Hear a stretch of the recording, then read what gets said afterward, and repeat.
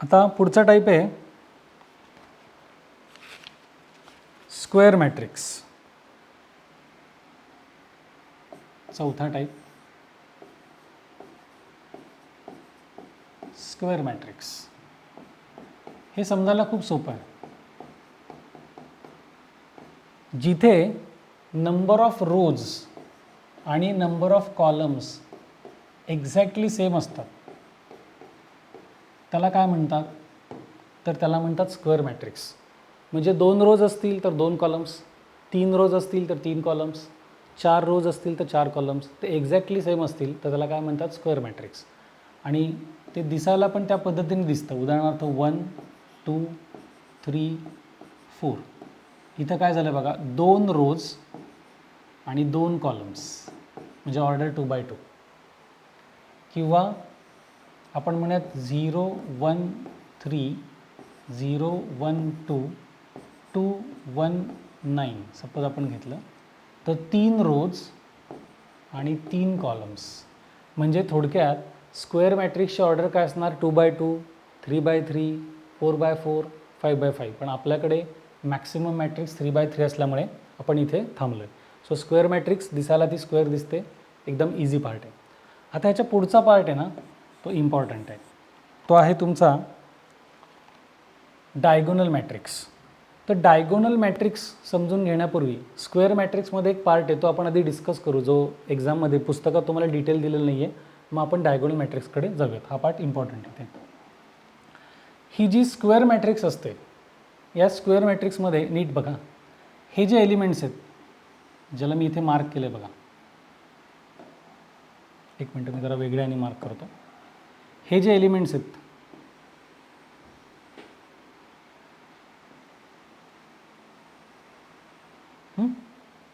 म्हणजे 1 4 आणि 0 1 1, या एलिमेंट्सला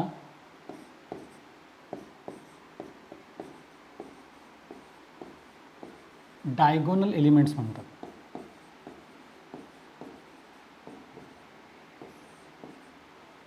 नीट लक्ष द्या, स्क्वेअर मॅट्रिक्समध्ये फक्त स्क्वेअर मॅट्रिक्समध्ये हे जे मधले एलिमेंट आहेत क्रॉस एलिमेंट्स कुठनं, लेफ्टकडनं राईटकडे, हे नाहीत.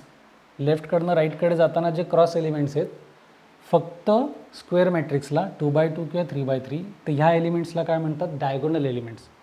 आणि हे एलिमेंट्स सोडून जे उरलेले एलिमेंट्स आहेत, अदर एलिमेंट्स, अदर एलिमेंट्सला म्हणतात नॉन डायगोनल एलिमेंट्स.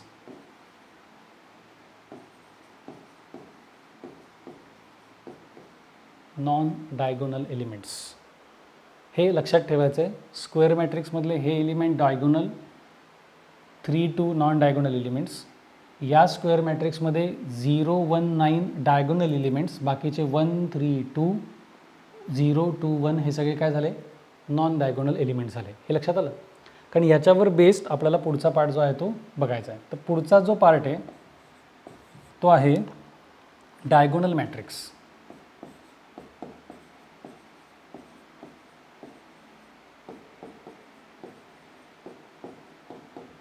नीट समजून घ्या. Diagonal matrix is basically a square matrix. Diagonal matrix is basically a square matrix. म्हणजे ह्याच्यात ऑर्डर काय असणार, 2 बाय 2 किंवा 3 बाय 3. आणि याच्यामध्ये महत्त्वाचा कंडिशन, ऑल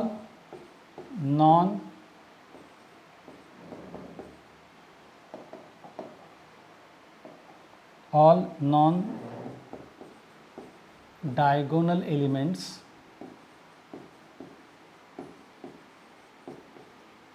आर 0. हा फार इम्पॉर्टंट पार्ट आहे याच्यामध्ये. Diagonal matrix is a basically square matrix where all non diagonal elements are 0. म्हणजे कसं होतं ते नीट लक्षात द्या तुम्ही,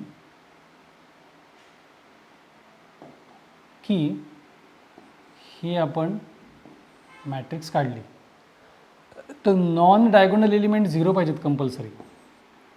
इथे काही चालणार, 2 by 2. It is a basically square matrix where non diagonal elements are 0. म्हणजे डायगोनल मॅट्रिक्ससाठी कंडिशन नॉन डायगोनल एलिमेंट्सवर आहे.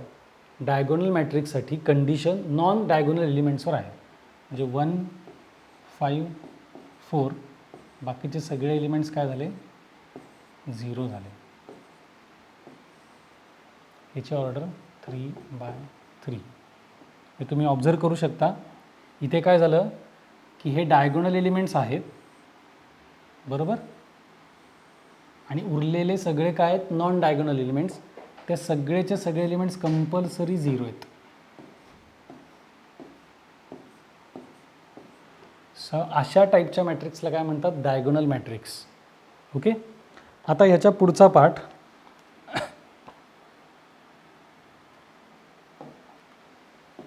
जो डायगोनल मॅट्रिक्सवर डिपेंड आहे आणि त्याला नाव आहे scalar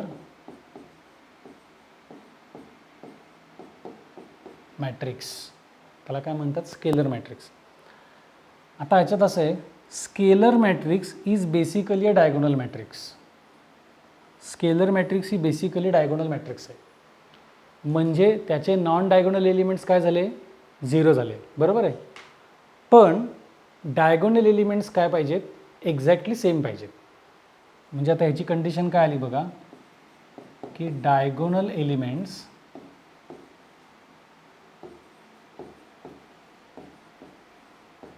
R same, exactly same. Diagonal elements are same. आणि नॉन डायगोनल एलिमेंट्स काय पाहिजे, 0. का 0 पाहिजे, because it is a basically diagonal matrix. Non diagonal elements are 0. हे समजतं आहे का बघा एकमेकांना लिंक. डायगोनल मॅट्रिक्स ही बेसिकली स्क्वेअर मॅट्रिक्स होती. स्केलर मॅट्रिक्स ही बेसिकली डायगोनल मॅट्रिक्स आहे. ती डायगोनल मॅट्रिक्स असल्यामुळे नॉन डायगोनल एलिमेंट्स कंपल्सरी 0 आणि डायगोनल एलिमेंट सेम पाहिजे. म्हणजे काय ते तुम्हाला मी करून दाखवतो, म्हणजे तुम्हाला तो फरक लक्षात येईल.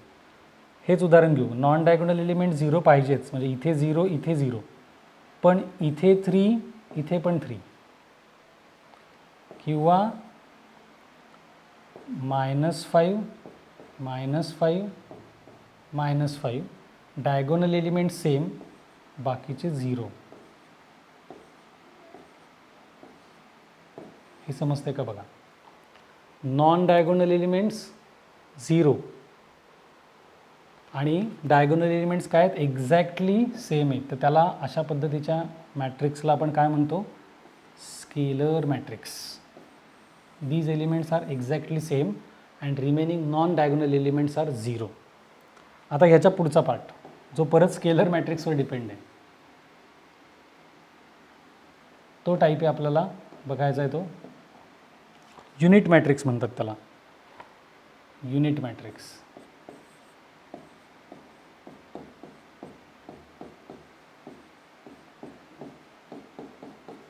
याची ऑर्डर 2/2 मगाशी आपण जी बघितली ती, आणि याची 3/3. ओके. आता युनिट मॅट्रिक्सलाच आयडेंटिटी मॅट्रिक्स पण म्हणतात. आयडेंटिटी.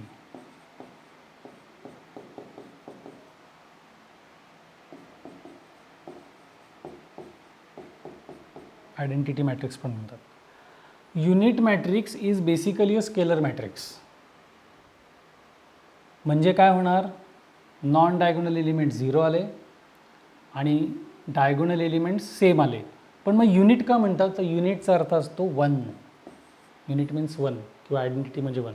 याचा अर्थ ही मॅट्रिक्स अशी असते की नॉन डायगोनल एलिमेंट 0, इथे 1 इथे 1, डायगोनल एलिमेंट्स 1 1 1 0 0 0 0 0 0 1.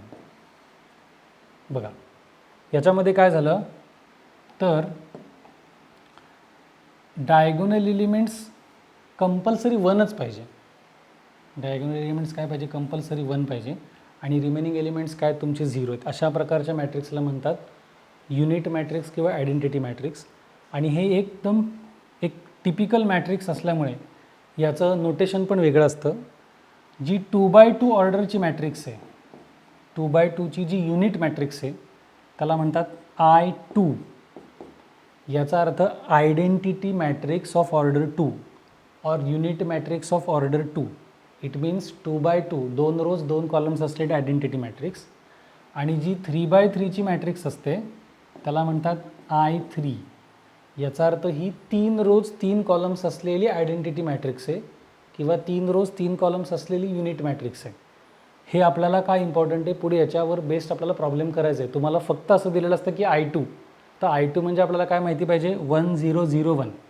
I3 दिलं असेल तर काय माहिती पाहिजे 1 0 0 0 1 0 0 0 1. अशा प्रकारे आपल्याला माहिती पाहिजे. ओके, हे झालं आपण युनिट मॅट्रिक्सपर्यंत आलो. फक्त मी काय करतो, हे जे आता शेवटचे 4 मॅट्रिक्स होत्या मी तुम्हाला पुन्हा एकदा रिपीट करतो कारण ते इम्पॉर्टंट पार्ट आहे आणि एकमेकांशी लिंक्ड आहे. स्क्वेअर मॅट्रिक्स म्हणजे काय, ज्या मॅट्रिक्समध्ये नंबर ऑफ रोज आणि number of columns exactly same असतात त्याला आपण काय म्हणतो, स्क्वेअर मॅट्रिक्स म्हणतो. बरोबर आहे.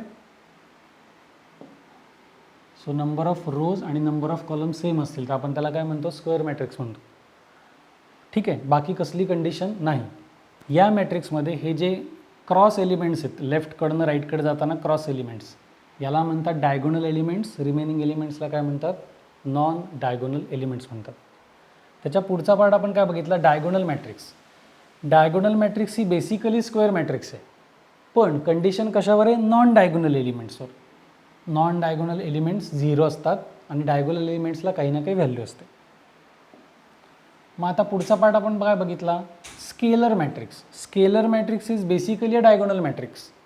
Scalar matrix is basically diagonal matrix. It means the non diagonal elements are 0.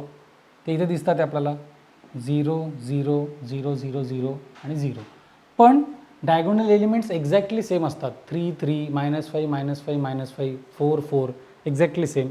आणि याच्या पुढचा पार्ट युनिट मॅट्रिक्स ज्याला आपण म्हणतो आयडेंटिटी मॅट्रिक्स. तर त्यामध्ये मात्र कसं आहे की unit matrix is basically a scalar matrix. It means all the non diagonal elements are 0 and diagonal elements are same but it is exactly equal to 1. त्याला म्हणून म्हणतात युनिट मॅट्रिक्स. आणि युनिट मॅट्रिक्स किंवा आयडेंटिटी मॅट्रिक्सचं कसं आहे की 2x2ची असेल तर त्याला I2 म्हणतात आणि 3x3ची असेल तर त्याला काय म्हणतात, I3 म्हणतात. 3x3ची असेल तर 3x3 3 रोज अँड 3 कॉलम्स. हा मोस्ट इम्पॉर्टंट पार्ट. आता आपण पुढे जाऊयात.